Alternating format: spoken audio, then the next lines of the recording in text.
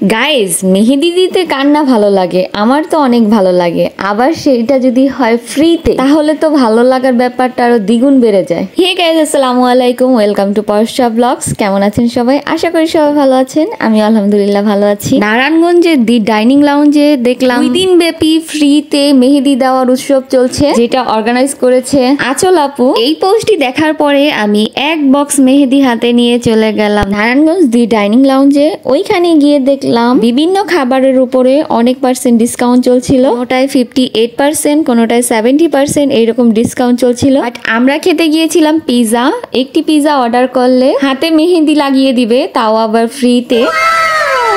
তো দেরি না করে আমি সরাসরি চলে গেলাম রেস্টুরেন্টে। আর এই জায়গাটি রেস্টুরেন্টে আমার খুব ভালো লাগে। এই ডাইনিং লাউঞ্জে এটা আমার সেকেন্ড টাইম। ফার্স্ট টাইম যখন এসেছিলাম এই জায়গাটি আমার খুবই ভালো লেগেছিল, যার কারণে আমি এই অফারটি দেখে আর দেরি করিনি, চলে গেলাম মেহেদি দিতে। সবার হাতে মেহেদি দিতে দিতে আমি কখনোই চাঁদরাতে মেহেদি দিতে পারি না, এই জন্য এবার ভেবেছিলাম আমি মেহেদি দিব, তো চলে যাই। আমি রেস্টুরেন্টে এন্টার করেছিলাম 10 PM। গিয়ে দেখলাম সবাই চলে গেছে, মানে মেহেদি উৎসব অলমোস্ট ক্লোজ। এই একজনকে দেওয়া হলে দেন আপুও চলে যাবে। এইটা দেখার পরে আমার বুক ফেটে শুধু ঢ্যাস ঢ্যাস ঢ্যাস আসছিল, মানে কান্না।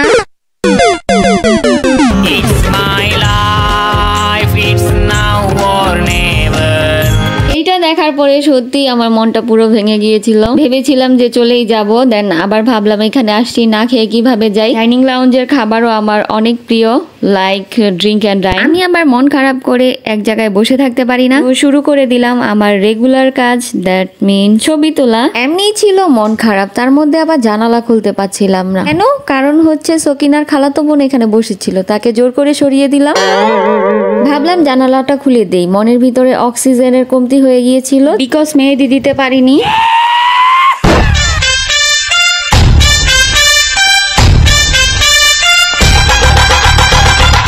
দেন আমি বুকে পাথর দিয়ে মুখে এক মুঠো হাসি নিয়ে চলে গেলাম অর্ডার দিতে। পিজা তো এখন আমি 100% অর্ডার করব না, জাস্ট বিকজ মেহেদি উৎসব তো অলরেডি শেষ হয়ে গিয়েছিল। 300 টাকার যেই অফার প্রাইজে প্লেটারটা ছিল সেটা শেষ হয়ে গেছে, সেটা রেগুলার প্রাইজে চলে আসছে 370 টাকা। দেন আমি সেটাই অর্ডার করে দিলাম। খাবারের ঊর্ধ্বে মেহেদি কখনোই হতে পারে না আমার কাছে।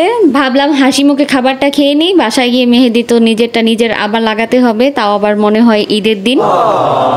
এখানে আমি তেমন কিছু করছিলাম না, জাস্ট খাবারের সাথে কিছু সেলফি তুলছিলাম। চেয়েছিলাম হাত ভর্তি মেহেদি থাকবে, সেটা নিয়ে সেলফি তুলবো, বাট হলো না যেহেতু, তাহলে খাবারের ইচ্ছে মতো ছবি তুলে নিলাম। এখানের খাবারগুলো আমি আগেই বললাম আমার খুবই ভালো লাগে, আর খাবারের কোয়ান্টিটিও মাশাআল্লাহ। আপনাদেরকে একটি টেকনিক দেখাই, গরম খাবার কিভাবে ঠান্ডা করে খেতে হয়। আমি খুব টেকনিক্যালি অভিনয় করছিলাম এখানে। হ্যাঁ, আমি খাবার খাচ্ছি, আসলে তো স্যুপটা অনেক গরম ছিল, যার কারণে আমি ঠান্ডা হওয়ার অপেক্ষা করছিলাম। এইদিকে আমি কাউকে বুঝতেও দিচ্ছিলাম না যে আমি খাবারটা ঠান্ডা হওয়ার অপেক্ষায় আছি।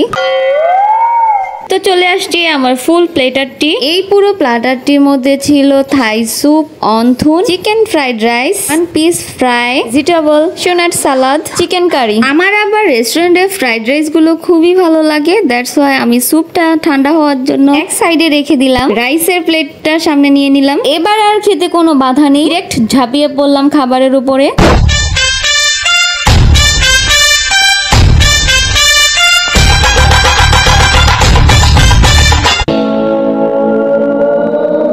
আমি দুটি খাবারই একসাথে খাচ্ছিলাম, কিছুক্ষণ খাচ্ছিলাম স্যুপ, আবার কিছুক্ষণ খাচ্ছিলাম রাইস। ফাইনালি আমার খাবার শেষ। আমি বারবার ঘুরে ঘুরে ওই টেবিলটি দেখছিলাম যেখানে সবাই মেহেদি দিচ্ছিল। যাই হোক, কপালে ছিল না, গোপালের দোষ দিয়ে লাভ নেই। আমার সেই 370 টাকার প্ল্যাটারটি আমি আবার অর্ডার দিয়ে দিলাম ফর পার্সেল। আজকে এই গেমটি আমি ট্রাই করতে চেয়েছিলাম, বাট আমি জানি আজকে আমার লাক ভালো নেই, সো এটাতেও ইনভেস্ট খামোখা। এইদিকে আমার পার্সেল চলে আসছে। আমি একটি মিট বক্সও অর্ডার করে নিয়েছিলাম, ভেবেছিলাম ওখানে বসে খাবো, বাট পেট ফুল রিজার্ভ, তাই মিট বক্সটিও পার্সেল নিয়ে নিলাম। সোজা চলে আসলাম বাড়িতে। বলে গিয়েছিলাম মেহেদি দিতে যাচ্ছি। বাসায় ফেরার পর আম্মু বলল, কোথায় তোর মেহেদি? আমি বললাম এটা জিজ্ঞাসা করে আর আমার মনে কষ্ট বাড়িও না। এইদিকে ওপেন করলাম মিট বক্সটি। এখানে খেলে গরম গরম খেতে পারতাম, এখানে একটু ঠান্ডা হয়ে গিয়েছিল। বক্সটি ফুল ফিল আপ ছিল চিজ দিয়ে, that's why look so yummy. আমি যতটা মনে করেছিলাম ভাবছিলাম বাসায় আনার পরে ভালো লাগবে না খেতে, বাট বাসায় আনার পরেও গরম গরমই ছিল। আমার কাছে মিট বক্সটিও খুব ভালো লেগেছিল। তো গাইজ, আজকের ভিডিওটি এই পর্যন্তই ছিল। ভিডিওটি যেহেতু আমি ঈদের দিন আপলোড দিব, সবাইকে জানাই ঈদুল আজহার শুভেচ্ছা। ঈদ মোবারক এভরিওয়ান। দেখা হবে নেক্সট ভিডিওতে। সেই পর্যন্ত সবাই ভালো থাকবেন, সুস্থ থাকবেন। আল্লাহ হাফেজ।